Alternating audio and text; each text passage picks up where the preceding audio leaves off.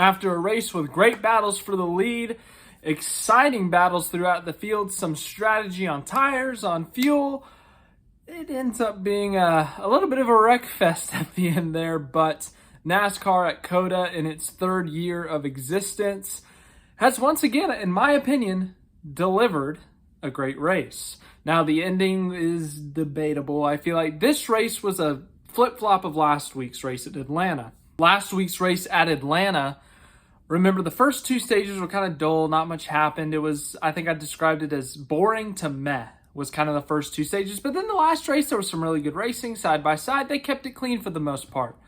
This race, I'd say about 80 to 85% of it was really good, really exciting. The different strategies, not having the cautions at the end of the stages so the strategies could play out. Great battles for the lead between Tyler Reddick and William Byron. Raj Chastain and Alex Bowman getting involved in that battle sometime in the race.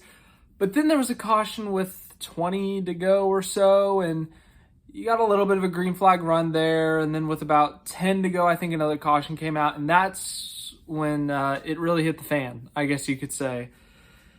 People start going five wide on restarts. There's a lot of racetrack at COTA, especially in turn one. You got a lot of real estate there. And Kyle Busch last week in the media center talked about the lack of respect that was being shown on the racetrack. And it seems like every time we go to a road course these days and there's a late race caution, it shows here. We saw this at the Indianapolis road course last year with a much narrower, much tighter turn one when people were trying to send it five wide, bumping off each other, not using the brakes into turn one, just wiping each other out, and it felt like that again today.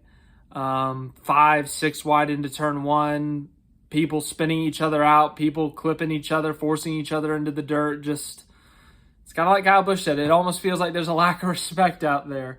Up front, it was clean for the most part. Kyle Busch was up there. Tyler Reddick was up there. William Byron, they kept it clean for the most part, I think. But it was that mid-pack area. Guys are trying to win from 17th place, and it gets really stupid really fast. And there were a few too many cautions there at the end. And it's not even like cars were stalled out. It's just that they make all this contact. They slam into each other. They break things. Tires go shredding, parts go flying off, and there's debris scattered across the racetrack, and you need a caution. So no really hard wrecks, but just a lot of stupid spins. And, the first half of the race was a little bit sloppy, but it wasn't like this kind of sloppy. The first half of the race was sloppy because drivers were actually slipping and sliding, having to drive the cars around the track. It's the new aero package with the road courses, and, they're out braking themselves a little bit, missing turns, hitting curbs too hard, and they spin out. It happens on road courses. But the last few restarts, it was just stupidity, in my opinion. It was a fantastic race. Honestly, I was really hoping that race would go green before that caution with 20 to go. I know that's asking for a lot when you're running over 2-minute lap times to go 20 straight laps and more. Without a caution, but I think the fuel mileage race was going to be really interesting. They were only one lap short, but you got to remember, COTA is a 3.5 mile track, almost 3.5. I think it's like 3.41. But having to save a full lap of fuel is asking a lot. And when the top 5 are all within 2 seconds of each other, you can't really back down. Tyler Reddick was leading, and you can't really back off to save fuel because you're going to get passed. But yeah, it was really exciting. I was really hoping that it would play out, but unfortunately it didn't. But I think at the end of the day, the fastest car, the fastest driver on the weekend ended up winning. That was Tyler Reddick. Reddick, his first win with 2311 Racing, of course, last year. He won 2 road course races, the Indianapolis road course and at Road America when he was with Richard Childress Racing. And he did great, don't get me wrong, but you could have argued Chevy. It's a Chevy thing. Chevy's been dominating the road courses the last few years. And they've been fastest by far. You've seen Chase Elliott win a lot of road course races. Kyle Larson win a lot of road course races. AJ Allmendinger's won a road course race. So, yes, driver talent is a major factor. But, Chevrolet has been a major factor as well. That's not to take away from Tyler Reddick or Chevrolet or either of them. I'm just saying Chevrolet has historically dominated the road courses. Whereas Toyota has struggled on the road courses. Yes, coming into today, they were the most recent winner at a road course with Christopher Bell back in the fall at the Charlotte Roval, but that was a little bit of a crapshoot. Once again, not taking away from Christopher Bell, but there were a lot of cautions at the end, a lot of spins, a lot of stupidity, kind of like what we saw today. But point being that Toyota has struggled on the road courses. Reddick is a good road course racer, don't get me wrong. I didn't think he would compete for the win this weekend. I thought, okay, top 10, maybe a top 5, but Toyota still, they struggled so much on the road courses last year. I really don't know, but Reddick was probably the best car this weekend.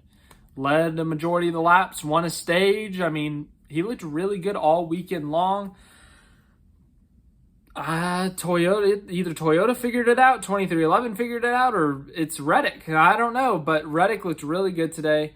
Really dominant car. Him and Byron had the two best cars by a good amount, in my opinion. Chastain was also up there at times. Bowman was up there. But those two were just the class of the field today. Led the most laps, probably led the majority, almost all of the laps. I know some cautions came out. I think Bell led a couple of laps. Someone else led laps. But those two single-handedly dominated the race. It was going to come down to them too. And Reddick did a great job at the end of this race. He had 4 restarts, I think, that he had to survive. And with all the dive bombing, all the shoving, all the pushing, all the brakes being locked up, he managed to get through and win. Didn't get taken out, had to fight his way through a couple times, lost the lead once or twice, but he fought through. Let's look at the results of this race. As I said, Tyler Reddick is your winner. His first win with 2311. He maybe locks himself into the playoffs as long as we don't get 17 winners and he's not the lowest in the points. Really good day for him. As I said, his first win with 2311. His first win with Toyota. Kurt Busch was in the booth. He was pretty happy for him. Remember, that's Kurt Busch's old car. But great weekend for Tyler Reddick. Finally gets that first win with 2311. I know it's only been like 5 races, but they had a rough start to the year. A couple DNFs early on, but they've kind of rallied back. Got a top 5 at Phoenix. I think they got a top 10 last week at Atlanta, maybe. But then this week at COTA, coming out really dominating. They did a great job. Seems like they did everything right this week. Second place, Kyle Busch. Really good road course race for him. He's got a couple road course races over his career, but this is his first one with Richard Childress Racing.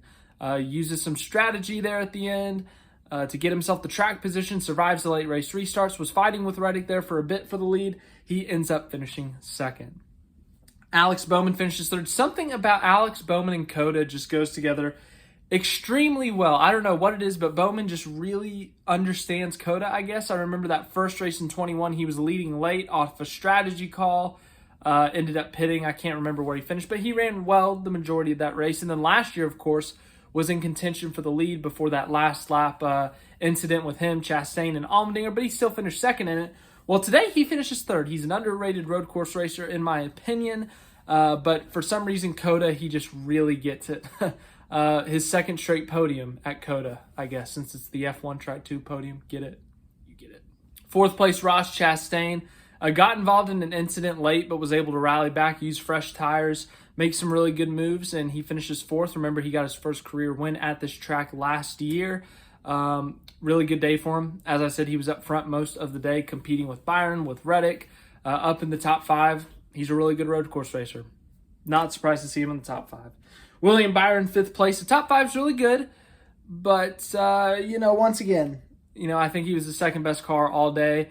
You'd hope for a little bit better, but still top 5 really good. They won a stage and got a playoff point, trying to regain the playoff points they lost in the Hendrick Motorsports penalty. But overall, they did really good at this track. Byron's still looking for that first road course win, though. 6th place, Austin Cindric, really good road racer. I think, was he the top finishing Ford? He was the top finishing Ford. Really good day for him. Was up front a good chunk of the day in the top 10. Might have led a lap or 2 at some point, but looked really good overall throughout the day. Good day for him. Ricky Stenhouse Jr. 7th. I didn't know Ricky Stenhouse Jr. could road race, but good for him. Ricky Stenhouse Jr. with a 7th place finish at COTA. Good job, Ricky.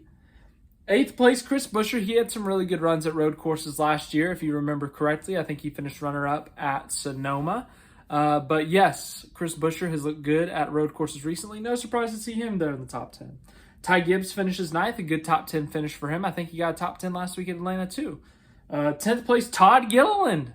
Good for him, a good solid top 10 for him.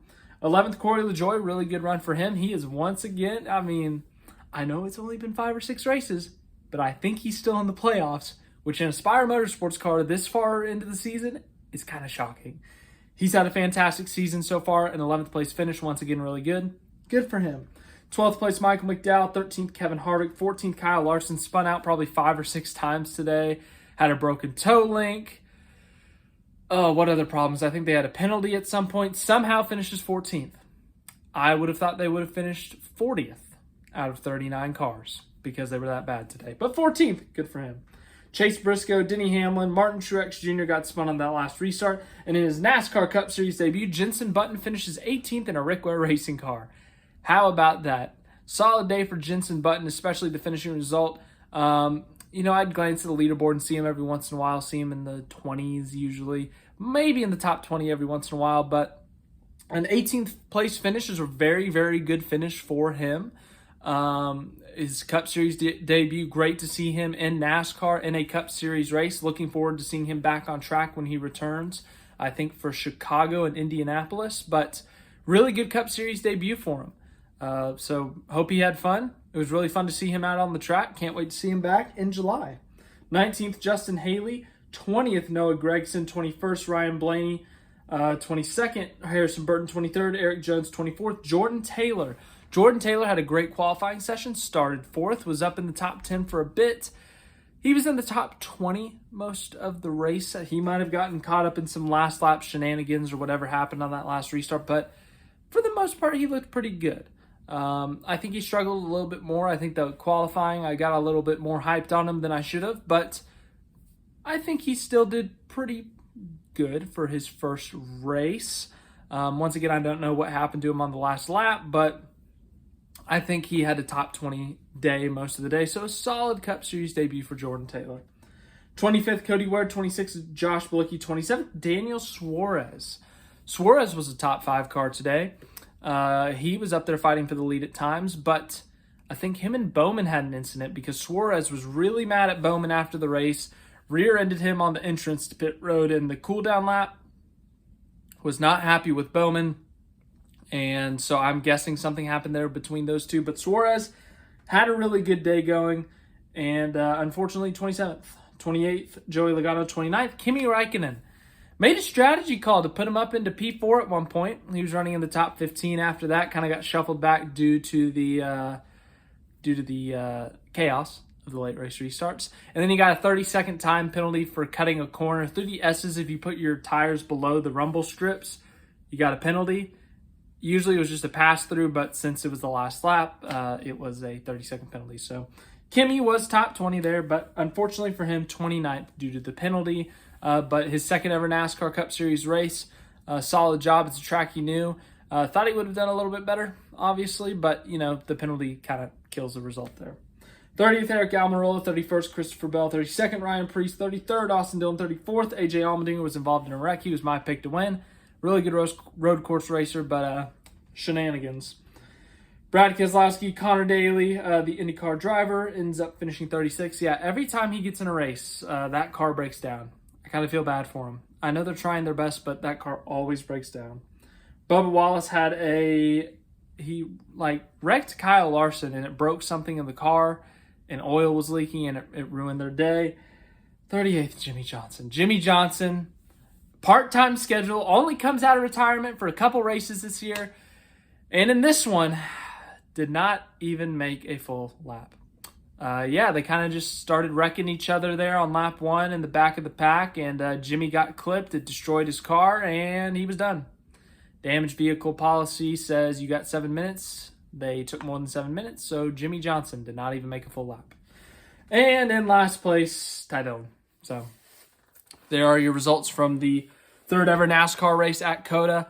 I think COTA, when it's clean, obviously, when people aren't wrecking each other at the end, contends with Watkins Glen as the best road course in NASCAR. We saw great battles for the lead, like I said, with Byron and Reddick, when Suarez got up in there, when Chastain got there. It was very fun. Great racing throughout the field. Lots of different passing opportunities with the NASCAR cars.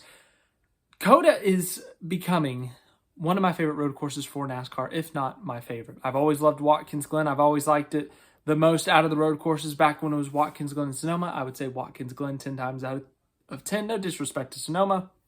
But even with the new road courses, I've thought Watkins Glen is superior, but COTA continues to put on a show when they're not destroying each other, that's a driver thing, not a track thing. And I think COTA is competing with Watkins Glen as the best road course. Thanks for watching this video. I hope you enjoyed it. We got more NASCAR next week at Richmond, I think. But yeah, I will update you on those plans. I've got things going on next weekend. I'll update you later in the week. Thanks for watching. Hope you had a great day. Hope you enjoyed the race. Let me know what you thought. I think it was an 8 out of 10 despite the dumbness at the finish. I think it would have been a 9 or a 9.5 without the dumb finish. But the dumb finish knocks it down to an 8. Overall, though, really enjoyed the race. It was really fun. The strategies would have been fun. Getting rid of the stage cautions was amazing. I like the idea of stages and stuff, but the stage cautions are dumb. Anyways, thanks for watching.